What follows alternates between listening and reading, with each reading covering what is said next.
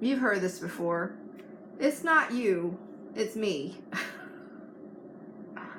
Ugh. Except it's a different kind of, it's a different kind of scenario I'm talking about.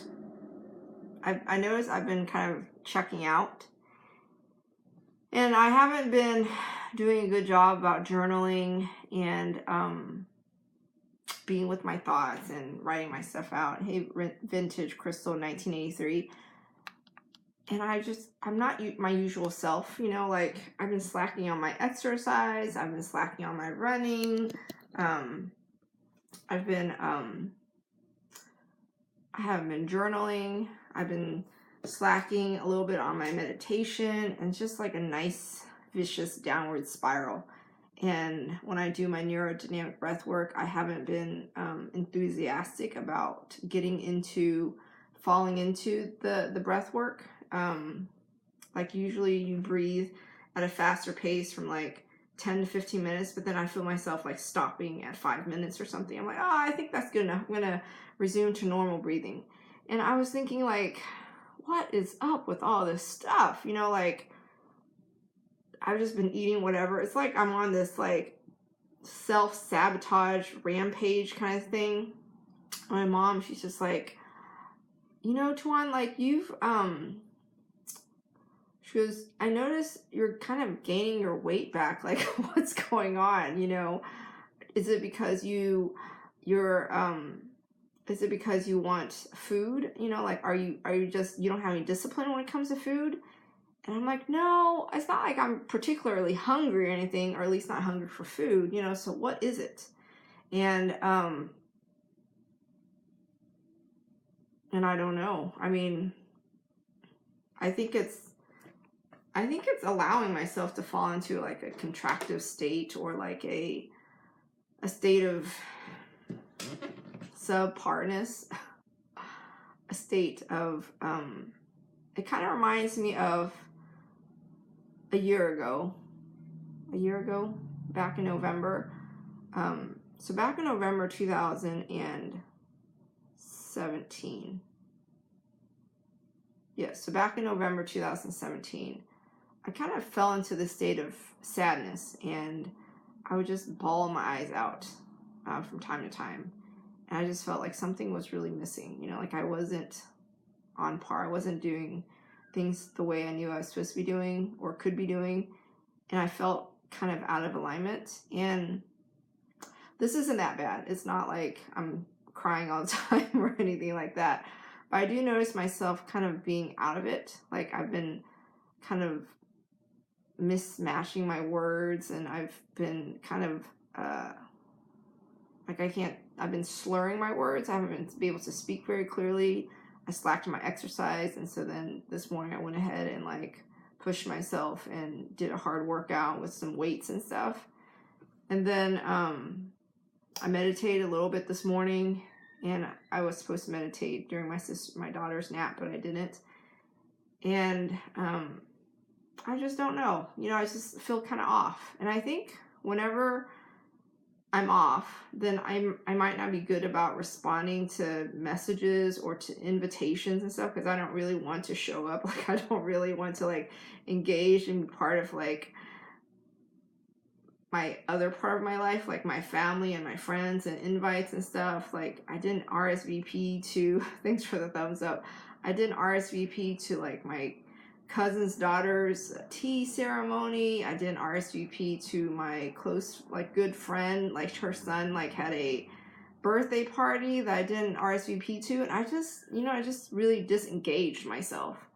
And I blamed it on, I made an excuse like, oh, it's not that big a deal. Or, I create content. I create things on social media and stuff. I don't go out there and consume stuff. Like, I don't have to. But in a way, I realized I was kind of like holding myself back. I was like kind of pulling away. I was kind of back to the mode of like building a wall up. Hey, Carlos, Donnie. And, and so whenever someone doesn't respond to your invite, or they don't respond to your question, or they don't respond to something, I think I think it's a really good, like, let's say someone was on the other end and they were like, you know, Chuan's usually really good about responding to stuff, and she's usually vivacious and lively and all this stuff, and I haven't heard from her in a way. I haven't corresponded with her. I haven't talked to her. I haven't, you know, she's really on top of things, and just, you know, I haven't, this is kind of unusual, you know, and you maybe you think, I wonder if I did something to offend her. I wonder if there's some misunderstanding or something. And I want to share with you that that's probably not the case. Like, you probably didn't offend somebody. You probably did not piss somebody off. You probably did not do something to offend someone, or it's probably not you. It might be them. Meaning, I would, like in this video, I called it, "It's not you, it's me." You know? And so what I realize is there's always time for me to work on myself. There's always time for me to journal. There's always time for me to meditate. If I'm not my best, if I'm not centered, if I'm not aligned, then it just bleeds into other aspects of my life, you know, and it's just not something I'm committed to. And, you know, when that happens, it's time to be with it, see what it is, and get it back into order. And so, you know, whenever you have a conversation with someone and you wonder, like, gosh, did I screw up? Did something go wrong? Like, what happened? You know, I challenge you to think, well, there's nothing I know of that happened. You know, as far as I'm concerned, nothing terrible happened. So we'll just assume that nothing really happened, and we'll assume that there's something else someone else is working on, right? Like, if you say something and it triggers them and just pisses them off and they just kind of go off the deep end, you probably can assume that if something you said was really like basic stuff, you know, like I remember one time when I was a Beachbody coach, I was an online virtual fitness coach, and I reached out to one of the people on my mailing list because, you know, like Beachbody, they'll have random people sign up, and if that person doesn't have like a particular coach assigned to them, then they'll assign you to one of the coaches. And so she randomly was assigned to me. So I sent her a text message.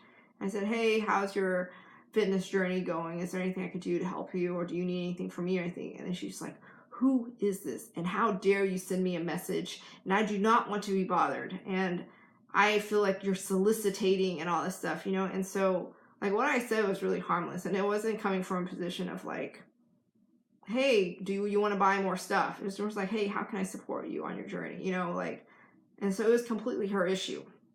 So when you're in kind of that circumstance where you're like, "I don't know what happened," you know, like, I just said something really normal and usual, and all of a sudden I had this really unique response from this person, and it seemed like it just triggered the crap out of them, and I have no idea what it is.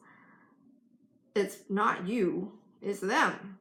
Just like, and it made me think of that. So I'm sure there's aspects of your life that correspond to this where you feel like, you're like, I'm so perplexed. Like, I don't know what happened. And the thing to get is, there's nothing to get. The thing to get is the other person is working through some things they're going through. Hey, 10 Paco 26, you know, and they're working through whatever they're working through, and give them time. Whatever you said was divine and perfect and on purpose. And so if it triggers them, you gave them a gift, because that's something they can work through and they can process and see what's going on. Like, hey, you know, if this random coach, she sent me a message, asked, you know, if I needed some support, and I had that kind of response, like, what's really going on with me? And hopefully that will help her process whatever it is that she's going through. It will. Oh, I hear my daughter. She's got out of her bath. So it's not you, it's not me. You know, and think about it. Okay, so that's all I had to say today.